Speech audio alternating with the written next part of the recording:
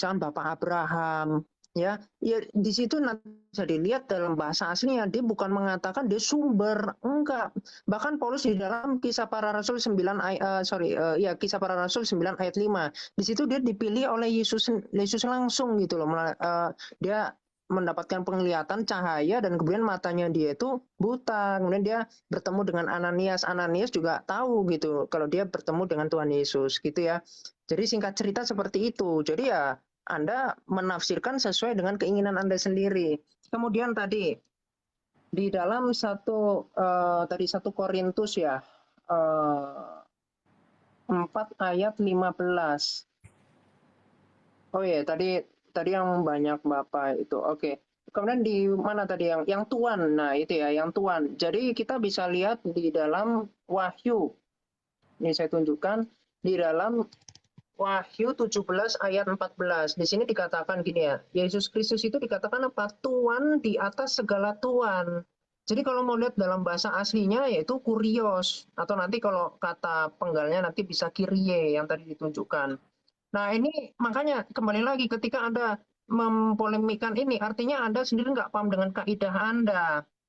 Karena makna Rob itu bisa Tuhan, bisa Tuhan, yang artinya penguasa. Jadi Allah itu dikatakan penguasa, ya kan? Yesus Kristus itu dikatakan Tuhan karena dia penguasa. Kan gitu, bahkan Tuan tanah. Dia itu memiliki penguasaan, ya, tapi sebatas tanahnya itu, gitu. Nah, ini ya. Jadi saya rasa penjelasan dari sini tadi udah jelas sih, memiliki pemelihara penguasa dan seterusnya. Nah, justru yang dari pembahasan ini Anda tidak membahas dengan jelas ini ya. Soalnya di dalam Bukhari tadi saya jelaskan, saya males sih balik lagi, saya mau kembangkan materi, tapi ya sudah ya kita lihat lagi. Jadi di sini Muhammad mengatakan bumi ini milik Allah dan Rasulnya ini Muhammad. Jadi kok bisa Muhammad ini mengaku-ngaku dirinya memiliki bumi? Nah ini kan kacau. Kalau Muhammad itu dikatakan dia itu nurnya itu yang sebagai pencipta, ini konsep unitarian ya. Nah kemudian dia mati, artinya nggak terbukti. Orang 3 hari ditunggu sama sahabat, ternyata busuk kok Muhammad. Busuk Muhammad. Jadi dagingnya itu busuk, artinya dia nggak terbukti. Bahkan dikatakan kekasih Allah. Lah kok Allah nggak mengasihi dia? Kalau Isa katanya diangkat, nggak disalib, ini diserupakan. Tapi kok Isa malah lebih dikasihi? Kok malah Muhammad yang katanya penyempurna lah seterusnya, tapi malah nggak ada bukti apa-apa kepenguasaan dia. Justru Muhammad ini mengkultuskan dirinya. Dengan apa nih? Saya tunjukkan. Misalkan ya, saya tunjukkan. Mengkonsumsi darahnya Muhammad. Nih, saya tunjukkan ya. Ini Kelvin kemarin sudah mengakui kalau tainya Baginda pun mau dimakan sama dia. Nih ya, kita lihat ini. Darah kita cari ya. Atau bentar. Jadi air kencingnya, jadi darahnya itu diminum dan kemudian Muhammad mengatakan haram darahmu masuk neraka. Nah ini misalkan kisah ini hadis dari Malik ibnu Sinan radhiyallahu anhu ya. Di sini Malik itu menyedot luka di mukanya Muhammad ketika perang Uhud. Nah kemudian tahu ketika disedot Muhammad mengatakan apa gini, barang siapa yang ingin melihat lelaki penghuni surga maka lihatlah kepadanya. Nah, pertanyaannya yang bisa menentukan surga dan neraka seseorang itu siapa? Nabi, Muhammad, Rasul yang katamu dia tuh hanya manusia biasa lah ini dan itu tetapi mendapatkan privilege. Waduh, itu Anda itu seperti apa memahaminya? Yang bisa menentukan surga dan neraka seseorang itu ya Tuhan. Dia yang ilahi, yang sehakikat. Kalau ini mah pengkultusan diri karena dia mati. Muhammad itu mati. Jadi kalau dia mengatakan haram darahmu masuk surga, masuk neraka atau dikatakan lelaki penghuni surga, kemudian kencingnya juga diminum darahnya, bahkan nanti air ludahnya dibuat rebutan oleh para sahabat. Ini kan pengkultusan diri gitu loh. Ini hadis-hadisnya sudah saya pilih lah. Bahkan air mandinya itu dikonsumsi. Lihat betapa menjijikannya. Inilah yang disembah-sembah oleh Kores karena dia tadi nggak mau mengakui kalau dia Oke, berdoa di brother. sini ke Habis, Ibrahim brother. 40 ya, Mm-mm. berdoa silakan. Oke, habis, brother. Untuk pengoreksi, brother Kiamat, untuk tidak menggunakan kata TAIK, diganti kotoran aja brother. Terus kata busuk tadi brother ya, penggunaan diksinya agak dipilah-pilah. Silakan dilanjut.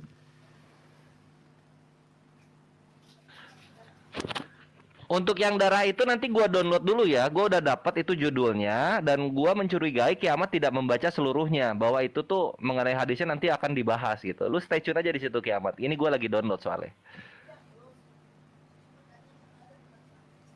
Saya akan Nah, mulai kita ya brother sekarang ketika brother ini. Hmm, tunggu. Kita lagi download ini, tunggu bentar di situ. Ah, ini dia kan. Ah, udah dapat, gua nggak perlu download, Deng. Tunggu. Di sini tuh berarti itu halaman berapa Kiamat yang darah begitu?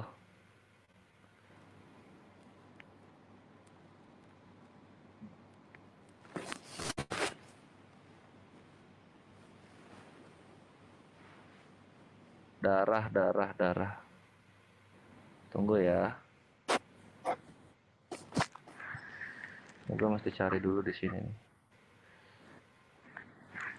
Ini gue Ctrl F.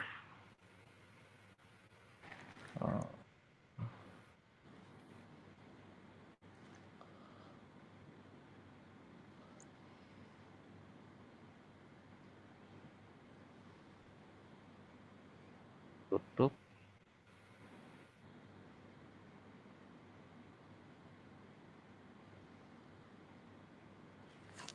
Masih 20 detik lagi.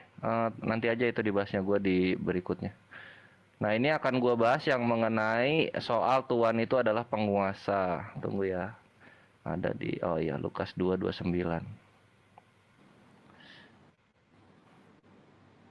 Oh, aku tadi ini aku tutup ya mic-nya. 198 tadi. Oke. 198. Imannya. Tunggu.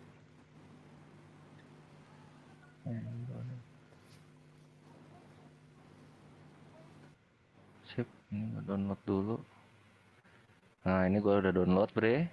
Lukas. Ini Lukas 2:29.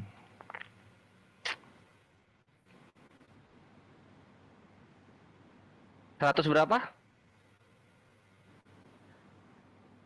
Dari 195 sampai 200 barangkali ada banyak itu kisahnya. 195 sampai 200. Oh, F darah.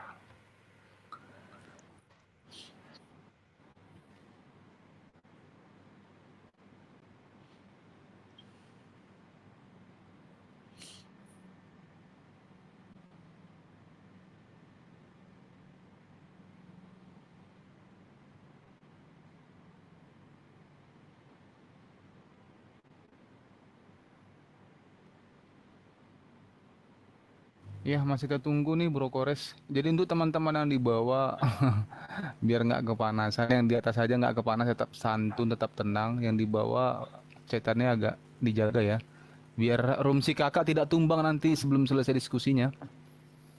Takutnya.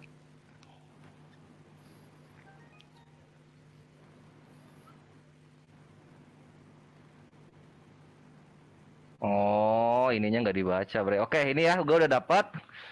Ini soal darah Nabi. Kita perhatikan di sini. Iya. Ini gue close dulu, ini gue close. Dari Abu Ya'la, At-Tabarani, Al-Hakim dan Al-Baihaqi meriwayatkan dari Abdullah ibn Zubair bahwa ia datang kepada Nabi Shallallahu Alaihi Wasallam pada saat beliau sedang melakukan bekam. Setelah Nabi selesai berbekam, beliau berkata, "Wahai Abdullah, pergilah tumpahkan darah ini di tempat yang tidak diketahui orang." Yang ini kan ya? Yang ini kan ya? Kiamat, yang ini kan? Ya, ada banyak itu yang tentang Oke, darah. siap. Silakan. Oke, apa yang kamu lakukan? Saya letakkan darah tersebut di dalam tempat paling sembunyi yang saya tahu bahwa tempat itu tersembunyi dari manusia. Jawab Abdullah ibn Zubair. Mungkinkah engkau meminumnya? Benar. Celakalah manusia karena kamu dan celakalah kamu karena mereka. Lah ini kok dibilang celaka di sini? Lu halaman berapa sih? 100 berapa sih? PDF-nya 198 kalau menurut Kang gitu.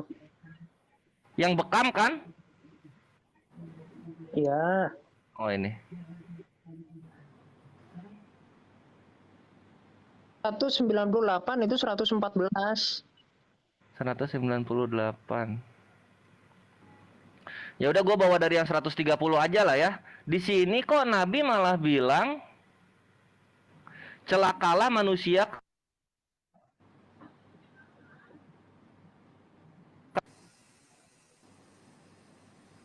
akhirnya orang-orang yang menganggap bahwa kekuatan yang dimiliki Abdullah ibn Zubair adalah akibat meminum darah Nabi Shallallahu Alaihi Wasallam. Oke, di sini jadi ada 2 poin ya. Ini kalau misalnya lu baca di sini, Nabi bilang celaka, lalu kemudian Abdullah ibn Zubair yang minum ini jadi kuat gitu, mendapatkan kekuatan. Dan ini tertulis gitu loh.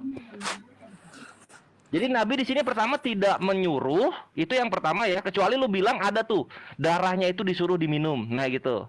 Kalau nggak ada ya lu takia data di situ, bre. Ya, di sini dibilangnya celakalah kamu karena kamu celakalah karena mereka. Kan gitu. Waduh, kiamat. Lu anjir bikin malu aja. Makanya kalau data tuh dibaca semua. Jadi ada khasiatnya minum darah Nabi, jadi kuat itu orang ya. Kalau yang minum darah Yesus kan tetap mati ya dia ya. Lalu kemudian Nabi Muhammad di sini malah bilang celaka gitu, bukan menyuruh. Jedar, selamat datang di kebenaran. Berikutnya sekarang gua akan bahas yang soal tuan. Kalau lu pengen